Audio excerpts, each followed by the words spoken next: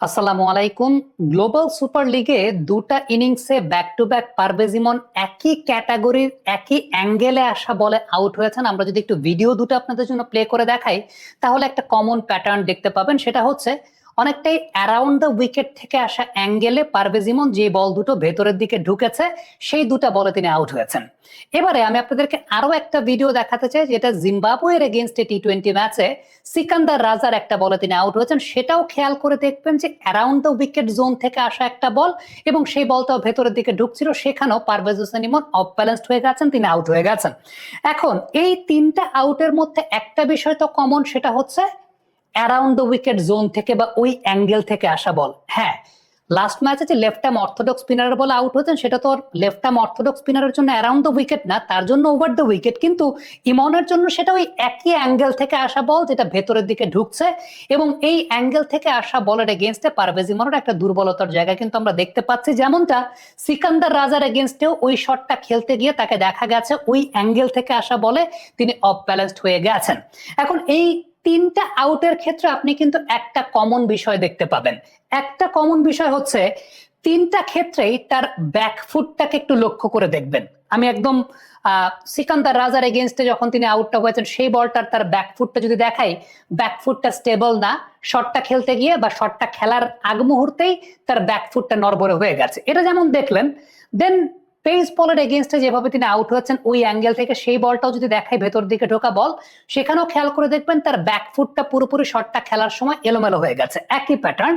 Spinner এগেনস্টে যখন তিনি ওই বলটা খেলছেন যেটা আসলে একটু কাছের লেন্থে পিচ করেছিল, ভেতরের দিকে ঢুকেছে, এটা খেলতে গিয়েও ইমনের ক্ষেত্রে যে বিষয়টা দেখা যাচ্ছে সেটা হচ্ছে ব্যাকফুটের ব্যালেন্সটা নষ্ট হয়ে যাচ্ছে।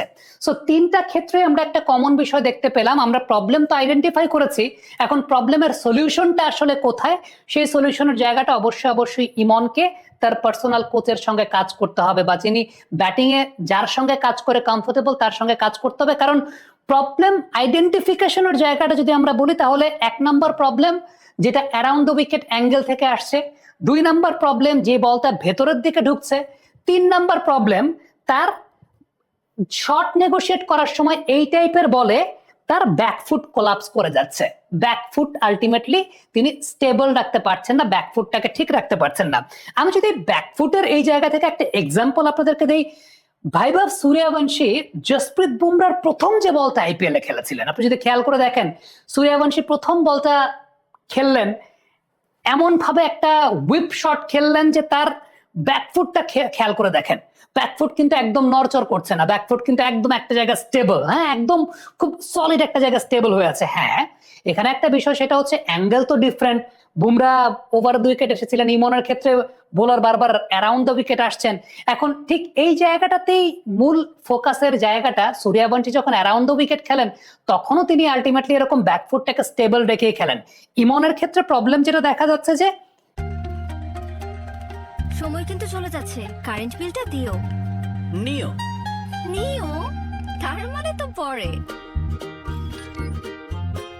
হাতে যখন নিও তখন বিল পে, ফান্ড ট্রান্সফার অথবা সেভিংস সবই হবে টেনশন ফ্রি। আপনি বলেন দিও, এমটিভি বলে নিও। ব্যাকফুটটা অনেক বেশি মাত্রায় কোলাপস করে যাচ্ছে, যে কারণে একে তো একটা ওয়াইডার অ্যাঙ্গেল থেকে বল আসছে, একটা ওয়াইডার অ্যাঙ্গেল থেকে বল আসছে, এই ওয়াইডার অ্যাঙ্গেল থেকে বল আসা, দ্বিতীয়ত ইনকাট করছে বলগুলো। ইনকাট করা মানে কি, you are not getting that much room to play your shot, আপনি অনেক বেশি মাত্রায় কনজাস্টেড হয়ে যাচ্ছে বা অনেক বেশি মাত্রায় আপনি রুম বা অপরচুনিটি পাচ্ছেন না যেখানে আপনি আসলে হাতটা খুলে খেলতে পারছেন। সো আপনাকে অনেক ন্যারো পজিশন নিয়ে খেলতে হচ্ছে। এবং তিন নাম্বার যে বিষয়টা সেটা হচ্ছে এতে যদি আপনার ব্যাকফুটটা কোলাপস করে যায়, ব্যাকফুট আপনি নর্মালি একটু চিন্তা করে দেখেন যে আপনি as a left handed batter দাঁড়াচ্ছেন, আপনার ব্যাকফুট কোলাপস করে যাওয়া মানে কিন্তু এই যে মাথাটা পড়ে যাচ্ছে, আপনার কিন্তু আই লাইনটা পুরোপুরি ফল করে যাচ্ছে। বাট আপনি যদি এই জায়গাটায় ব্যাকফুটটাকে স্টেবল রাখতে পারেন বা ব্যাকফুটটা আপনার স্টেবল থাকে, তখন কিন্তু আপনার হেড পজিশনটাও আলটিমেটলি একদম স্ট্রেইট বা আইলাইন বরাবর থাকে।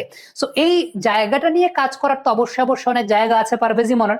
এবং আপনি এর আগের ম্যাচ যদি পর্যালোচনা করে দেখেন যেখানে তিনি খুব সম্ভবত 21 রান করলেন, ওই ম্যাচটাতে তাকে যে 12টা বা 13টা বল করা হয়েছিল প্রত্যেকটা বলই করা হয়েছে অ্যারাউন্ড দ্য উইকেট জোন থেকে, প্রত্যেকটা বলই পেসাররা অ্যারাউন্ড দ্য উইকেট জোন থেকে করেছেন এবং রান পেয়েছেন, আবার ডিসিপ্ট হয়েছেন, কিন্তু প্রত্যেকটা বল তাকে যখন ওই জোন থেকে করেছেন, তার মানে অপোনেন্ট টিম তার ব্যাপারে যথেষ্ট পড়াশোনা, যথেষ্ট হোমওয়ার্ক, যথেষ্ট অ্যানালিসিস করেছে এবং সেটা অ্যানালিসিস করেই কিন্তু বের করা যে পারভেজ ইমনকে আপনি যখন অ্যারাউন্ড দ্য উইকেট জোন থেকে বল করবেন, ইনকাট করালে সেখানে তার এক ধরনের দুর্বলতার জায়গাটা আছে এবং সেটা প্রকাশিত হয়েছে।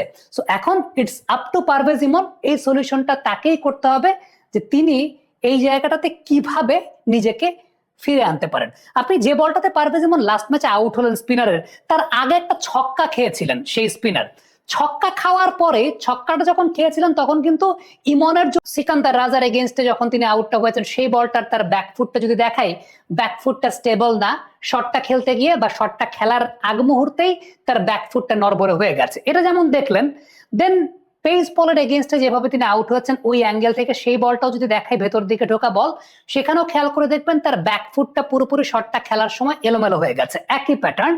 স্পিনার এগেইনস্টে যখন তিনি ওই বলটা খেলছেন, যেটা আসলে একটু কাছের লেন্থে পিচ করেছিল, ভেতরের দিকে ঢুকেছে, এটা খেলতে গিয়েও ইমনের ক্ষেত্রে যে বিষয়টা দেখা যাচ্ছে সেটা হচ্ছে ব্যাকফুটের ব্যালেন্সটা নষ্ট হয়ে যাচ্ছে। সো তিনটা ক্ষেত্রে আমরা একটা কমন বিষয় দেখতে পেলাম। আমরা প্রবলেম তো আইডেন্টিফাই করেছি, এখন প্রবলেমের সলিউশনটা আসলে কোথায়, সেই সলিউশনের জায়গাটা অবশ্যই ইমনকে তার পার্সোনাল কোচের সঙ্গে কাজ করতে হবে, বা যিনি ব্যাটিং এ যার সঙ্গে কাজ করে কমফোর্টেবল তার সঙ্গে কাজ করতে হবে। কারণ প্রবলেম আইডেন্টিফিকেশনের জায়গাটা যদি আমরা বলি, তাহলে 1 নম্বর প্রবলেম যেটা অ্যারাউন্ড দ্য উইকেট অ্যাঙ্গেল থেকে আসছে, 2 নম্বর প্রবলেম যে বলটা ভেতরের দিকে ঢুকছে, 3 নম্বর প্রবলেম তার শট নেগোশিয়েট করার সময় এই টাইপের বলে তার ব্যাকফুট কোলাপস করে যাচ্ছে। ব্যাকফুট আলটিমেটলি তিনি স্টেবল রাখতে পারছেন না, ব্যাকফুটটাকে ঠিক রাখতে পারছেন না।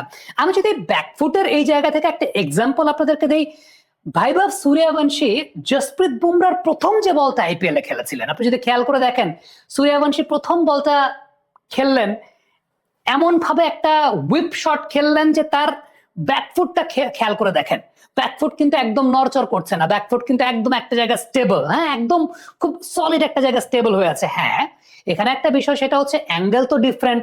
বুমরা ওভার দ্য উইকেট এসেছিলেন, ইমনের ক্ষেত্রে বোলার বারবার অ্যারাউন্ড দ্য উইকেট আসছেন। এখন ঠিক এই জায়গাটাতেই মূল ফোকাসের জায়গাটা, সূর্যবংশী যখন অ্যারাউন্ড দ্য উইকেট খেলেন তখনও তিনি আলটিমেটলি এরকম ব্যাকফুটটাকে স্টেবল রেখেই খেলেন। ইমনের ক্ষেত্রে প্রবলেম যেটা দেখা যাচ্ছে যে সময় কিন্তু চলে যাচ্ছে, কারেন্ট বিলটা দিও। নিও নিও তার মানে তো পরে। হাতে যখন নিও তখন বিল পে, ফান্ড ট্রান্সফার অথবা সেভিংস সবই হবে টেনশন ফ্রি। আপনি বলেন দিও, এমটিভি বলে নিও। ব্যাকফুটটা অনেক বেশি মাত্রায় কোলাপস করে যাচ্ছে, যে কারণে একে তো একটা ওয়াইডার অ্যাঙ্গেল থেকে বল আসছে, একটা ওয়াইডার অ্যাঙ্গেল থেকে বল আসছে, এই ওয়াইডার অ্যাঙ্গেল থেকে বল আসা, দ্বিতীয়ত ইনকাট করছে বলগুলো। ইনকাট করা মানে কি, you are not getting that much room to play your shot, আপনি অনেক বেশি মাত্রায় কনজাস্টেড হয়ে যাচ্ছে, বা অনেক বেশি মাত্রায় আপনি রুম বা অপরচুনিটি পাচ্ছেন না যেখানে আপনি আসলে হাতটা খুলে খেলতে পারছেন। সো আপনাকে অনেক ন্যারো পজিশন নিয়ে খেলতে হচ্ছে। এবং 3 নাম্বার যে বিষয়টা সেটা হচ্ছে, এতে যদি আপনার ব্যাকফুটটা কোলাপস করে যায়, ব্যাকফুট আপনি নর্মালি একটু চিন্তা করে দেখেন যে আপনি as a left handed batter দাঁড়াচ্ছেন, আপনার ব্যাকফুট কোলাপস করে যাওয়া মানে কিন্তু এই যে মাথাটা পড়ে যাচ্ছে, আপনার কিন্তু আই লাইনটা পুরোপুরি ফল করে যাচ্ছে। বাট আপনি যদি এই জায়গাটায় ব্যাকফুটটাকে স্টেবল রাখতে পারেন বা ব্যাকফুটটা আপনার স্টেবল থাকে, তখন কিন্তু আপনার হেড পজিশনটাও আলটিমেটলি একদম স্ট্রেইট বা আই লাইন বরাবর থাকে। সো এই জায়গাটা নিয়ে কাজ করার তো অবশ্যই অনেক জায়গা আছে পারভেজ ইমনের। এবং আপনি এর আগের ম্যাচ যদি পর্যালোচনা করে দেখেন, যেখানে তিনি খুব সম্ভবত 21 রান করলেন, ওই ম্যাচটাতে তাকে যে 12টা বা 13টা বল করা হয়েছিল, প্রত্যেকটা বলই করা হয়েছে অ্যারাউন্ড দ্য উইকেট জোন থেকে। প্রত্যেকটা বলই পেসাররা অ্যারাউন্ড দ্য উইকেট জোন থেকে করেছেন এবং রান পেয়েছেন, আবার ডিসিপ্ট হয়েছেন, কিন্তু প্রত্যেকটা বল তাকে যখন ওই জোন থেকে করেছেন, তার মানে অপোনেন্ট টিম তার ব্যাপারে যথেষ্ট পড়াশোনা, যথেষ্ট হোমওয়ার্ক, যথেষ্ট অ্যানালিসিস করেছে এবং সেটা অ্যানালিসিস করেই কিন্তু বের করা যে পারভেজ ইমনকে আপনি যখন অ্যারাউন্ড দ্য উইকেট জোন থেকে বল করবেন, ইনকাট করালে সেখানে তার এক ধরনের দুর্বলতার জায়গাটা আছে এবং সেটা প্রকাশিত হয়েছে। সো এখন ইটস আপ টু পারভেজ ইমন, এই সলিউশনটা তাকেই করতে হবে যে তিনি এই জায়গাটাতে কিভাবে নিজেকে ফিরে আনতে পারেন। আপনি যে বলটাতে পারভেজ ইমন লাস্ট ম্যাচে আউট হলেন স্পিনারের, তার আগে একটা ছক্কা খেয়েছিলেন সেই স্পিনার। ছক্কা খাওয়ার পরে ছক্কাটা যখন খেয়েছিলেন তখন কিন্তু ইমনের জন্য ওভার দ্য উইকেট জোন বা ওই অ্যাঙ্গেল থেকে বল এসেছিল, সেই বলটা ছক্কা মেরেছিলেন ইমন। ঠিক ছক্কাটা খাওয়ার পরে এন্ডটাকে পরিবর্তন করে ফেলেছিলেন বোলার, এন্ডটাকে পরিবর্তন করে অ্যালেন ছিলেন সেক্ষেত্রে বোলার, জাস্ট এন্ডটাকে পরিবর্তন করে তার জন্য অ্যারাউন্ড দ্য উইকেট জোন থেকে এসে দেন বোলিং করেছেন। বল ভেতরের দিকে ঢুকেছে, তিনি সেই জায়গায় হেড কলাপস করেছে, ব্যাকফুট কলাপস করেছে, তিনি সেই জায়গাটা রান করতে পারেন নাই। So the real problem for Parvez Emon is যে এই টাইপের বল যেটা ভেতরের দিকে ঢুকছে তার ব্যাকফুটটা কোলাপস করে যাচ্ছে। So it's up to him যে তিনি কিভাবে আসলে এটার সলিউশনটা করতে পারেন। কমেন্ট বক্সে আপনাদের মন্তব্য মতামত জানতে চাই, লিখে পাঠাবেন।